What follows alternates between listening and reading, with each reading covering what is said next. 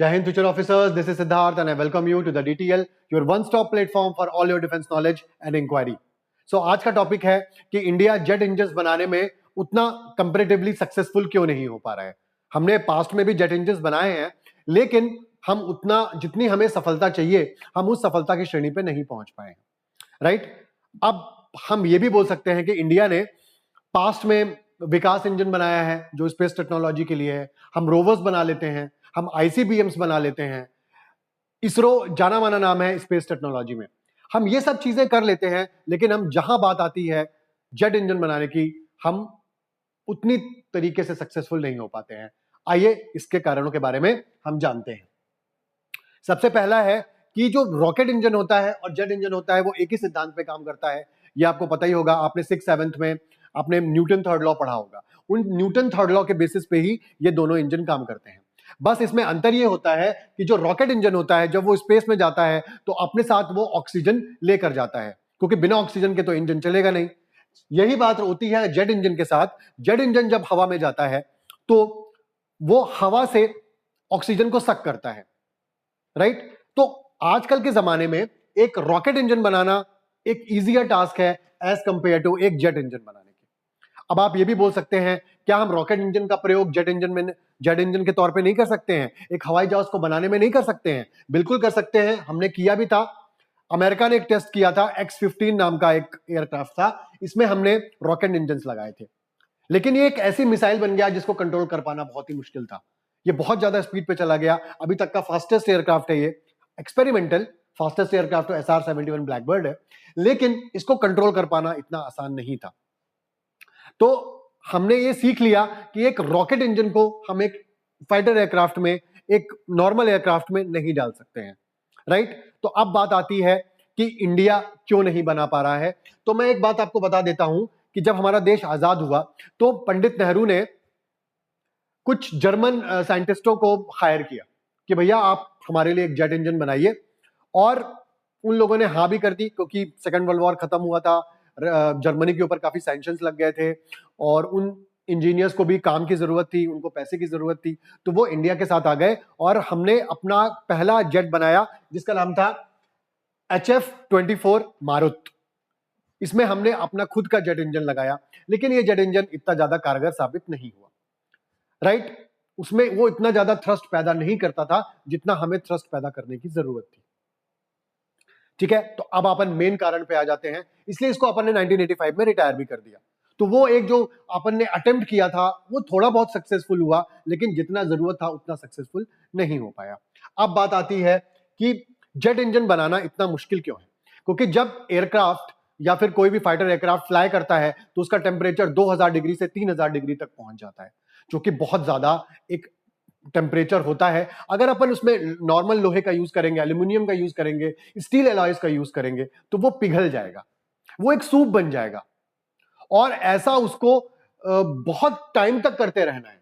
ऐसा वो एक बार में नहीं जाएगा, वो हजारों घंटे वो काम करेगा और हर बार वो उतने ही प्रेशर से, उतने ही टेम्परेचर से गुजरेगा।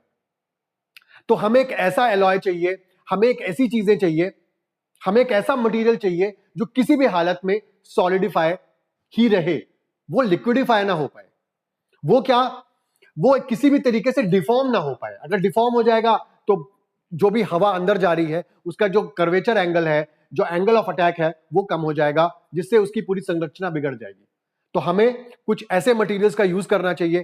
तो हमारे पास एक कुछ ऐसे मटेरियल्स जिसका अमेरिका यूज करता है, चाइना यूज करता है, रशिया यूज करता है, फ्रांस यूज करता है, ऐसे बहुत सारे हमारे पास ऑप्शंस हैं। जैसे क्रिस्टल सुपर एलॉयज है, ठीक है ना, टाइटेनियम एल्यूमिनाइड एलॉय है, थर्मल बैरियर कोटिंग नाम की एक टेक्नोलॉजी है, वो हमें चाहिए। जैसा कि आप देख सकते हैं कि ये टरबाइन ब्लेड्स हैं। अब अपन टरबाइन ब्लेड्स के बारे में बच्चों बता दूं कि अभी तक इंसान ने जितनी भी मशीनें बनाई हैं, टरबाइन ब्लेड्स बहुत ही ज्यादा सोफिस्टिकेटेड टेक्नोलॉजी है। उस एरिया में टरबाइन ब्लेड्स बनाना बच्चों का खेल नहीं है। तो टरबाइन ब्लेड्स बनाने के लिए हमें टाइटेनियम एल्यूमिनाइड्स का यूज करना चाहिए, सेरामिक मैट्रिक्स का यूज करना चाहिए, सेरामिक कोटिंग का यूज करना चाहिए।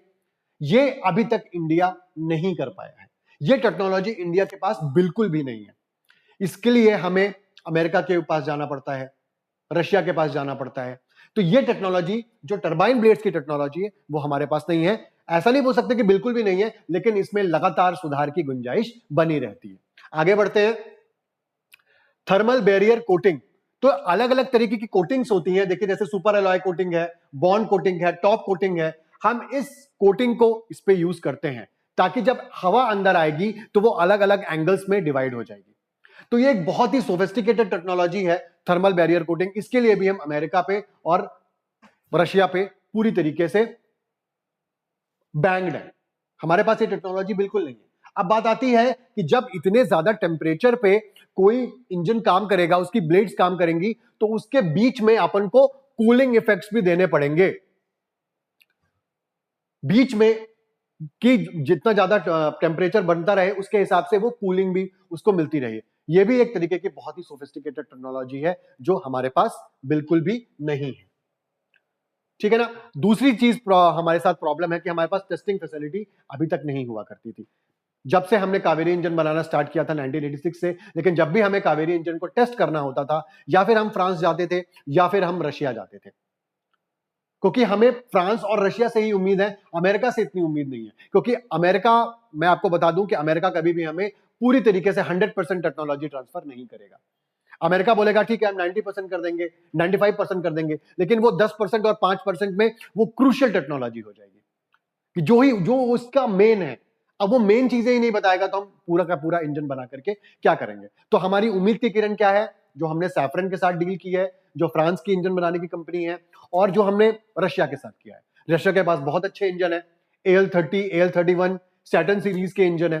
तो हमें ये इन दोनों को ही मनाना पड़ेगा कि भैया हमें इंजन की टेक्नोलॉजी ट्रांसफर करें, और साथ में बैकग्राउंड में हमें खुद का अपना इंजन बनाना पड़ेगा। क्योंकि तेजस मार्क 2 और जो हमारा एमका एयरक्राफ्ट आने वाला है, जिसके लिए हम अमेरिका से मिन्नतें कर रहे हैं कि हमें F414 इंजन हमें दे दिया जाए, तो हो सकता है कि 7-8 साल में, 10 साल में हम 5th जनरेशन के लिए अपना इंजन खुद बना पाए। लेकिन उसके लिए समय तो लगेगा, लेकिन हमारे पास समय ही तो नहीं है। तो हमें रशिया, पुतिन जी से बात करिए, मैक्रोन से बात करिए जो फ्रांस के हैं, उनसे हमें बात करनी पड़ेगी। टेस्टिंग फैसिलिटी अब इंडिया ने बना ली है। टेस्टिंग फैसिलिटी के लिए अब हमें कहीं और जाने की जरूरत नहीं है। हमको अपनी टेक्नोलॉजी डिमॉन्स्ट्रेट करने की जरूरत नहीं है। हमारे पास बेंगलोर में खुद की फैसिलिटी है। तो हर एक कंडीशंस में हम अपने इंजन्स को टेस्ट कर सकते हैं। उसके डिफरेंट डिफरेंट ड्राई थ्रस्ट देख सकते हैं, उसका हम सुपरसोनिक थ्रस्ट देख सकते हैं, ठीक है ना, फुल आफ्टर बर्नर थ्रस्ट देख सकते हैं। तो हमें हर तरीके की प्रॉब्लम सोल्यूशन मिल जाएगा, ठीक है ना। तो ये अलग अलग टेस्टिंग फैसिलिटीज हैं, जैसा कि मैंने आपको बताया कि बहुत ज्यादा थ्रस्ट दे करके हमें अपने इंजन की पूरी परफॉर्मेंस को मॉनिटर करने का मौका मिलता है, राइट। तो ये प्रॉब्लम अब दूर हो चुकी है। अब एक प्रॉब्लम आती है बच्चों, वो है ब्रिस्क की। ये ब्रिस्क है, ये अभी तक की सबसे सोफिस्टिकेटेड टेक्नोलॉजी जो इंडिया के पास बिल्कुल भी नहीं है। आप ये कर्वेचर देख रहे होगे, आप इसके ट्विस्ट एंड टर्न्स देख रहे होगे, जो बहुत ही ज्यादा कॉम्प्लिकेटेड है, जिसमें गुंजाइश, मैं बोलूंगा प्लस और माइनस की गुंजाइश बिल्कुल भी नहीं है। आपके पास ये प्रिसीशन की टेक्निक होनी चाहिए, एकदम क्लियर कट टेक्निक होनी चाहिए, तभी आप ये बना सकते हो। और ये टेक्नोलॉजी एक दिन में कोई नहीं सीख सकता है। इसके लिए आपके पास कम से कम 30 साल, 35 साल, जो ऑलरेडी सक्सेसफुल इंजन बना रहे हैं, जैसे अमेरिका हो गया, रशिया हो गया, फ्रांस हो गया, इन लोगों ने 20-25 साल खपाए हैं। प्राइवेट प्लेयर्स को लेकर आया है, जितना भी बजट की जरूरत थी, बजट दिया है, तब जाकर के ये इंजन्स बन पाए हैं। तो ये टेक्नोलॉजी हमारे पास होनी चाहिए। ब्रिस्क टेक्नोलॉजी हमारे पास बिल्कुल भी नहीं है, जिसमें अपन रेयर अर्थ मेटल्स का यूज करते हैं। रेयर अर्थ मेटल्स हमारे पास बिल्कुल भी नहीं है, बहुत कम मात्रा में पाए जाते हैं। इसके लिए हम चाइना तो देने से रहा, हम यूक्रेन पे और कुछ अफ्रीकन कंट्रीज है जिसपे हम रिलाय करते हैं।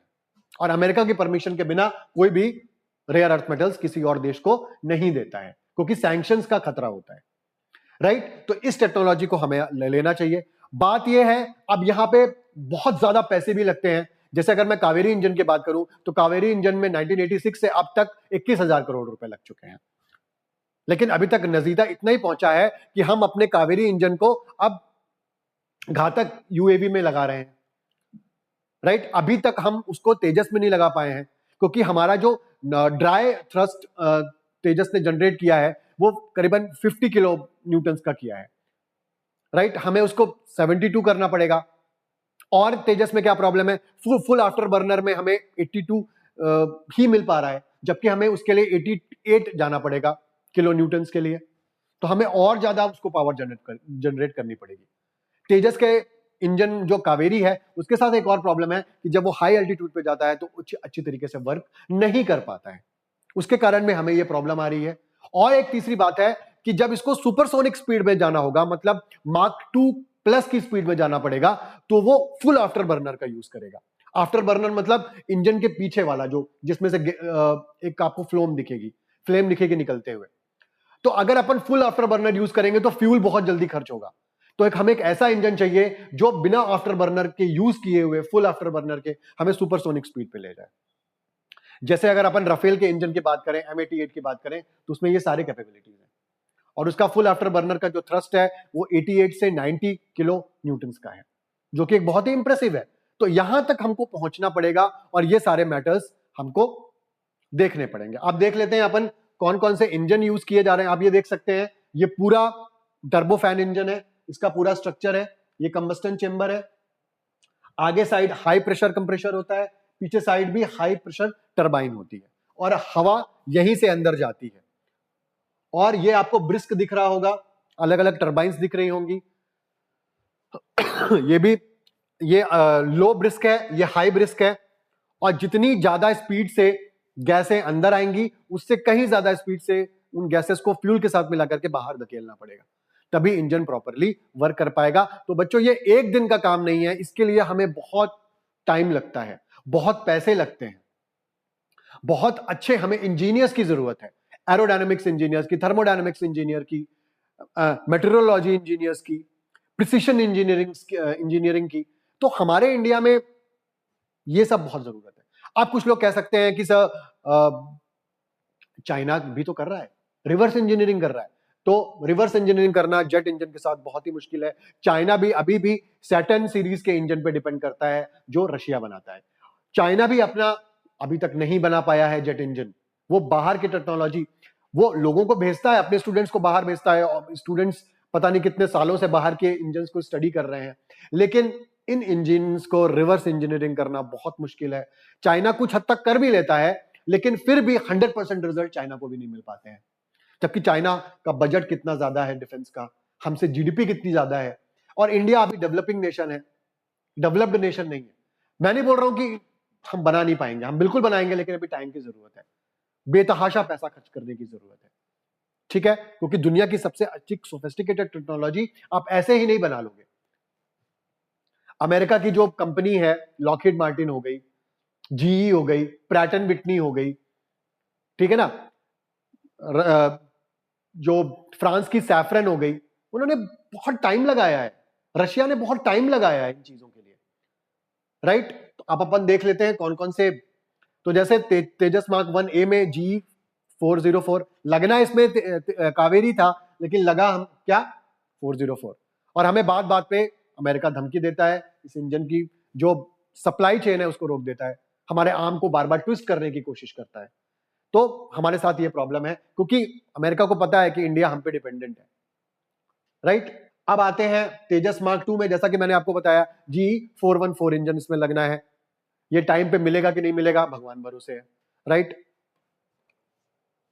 सुखोई 30 MKI में अपन AL31FP इंजन यूज करते हैं, जो अपनी सीरीज का बहुत ही ज्यादा अच्छा इंजन है, और इसके लिए हमें एक्वायर करने के लिए हमें रशिया से बात करनी चाहिए। हमारे पुतिन जी, जो हमारा ऑल टाइम फ्रेंड है हमारा रशिया, तो हमारे मोदी जी को इनसे बात करनी चाहिए कि इस भैया एक बार में पैसे लो, हमें 100% टेक्नोलॉजी ट्रांसफर कर दो, दैट्स इट। डसॉल्ट में अब मैंने आपको बताया सैफरन M88 इंजन का यूज करते हैं, ये भी अपन को टेक्नोलॉजी दे सकते हैं। पैसे फेंको, तमाशा देखो, लेके आ जाओ पैसे भैया, ले लो और हमें इंजन की टेक्नोलॉजी दे दो, एक बार का हेडक खत्म, बाकी हम अपने आप उसको डेवलप कर लेंगे, राइट? तो इंडिया में अब अपन को क्या करना पड़ेगा, प्राइवेट प्लेयर्स को लाना पड़ेगा, अच्छे इंजीनियर्स बनाने पड़ेंगे, ब्यूरोक्रेटिक जो प्रॉब्लम्स है उसको दूर करना पड़ेगा, एक टास्क देना पड़ेगा इंजीनियर्स को, और ब्रेन ड्रेन को रोकना पड़ेगा।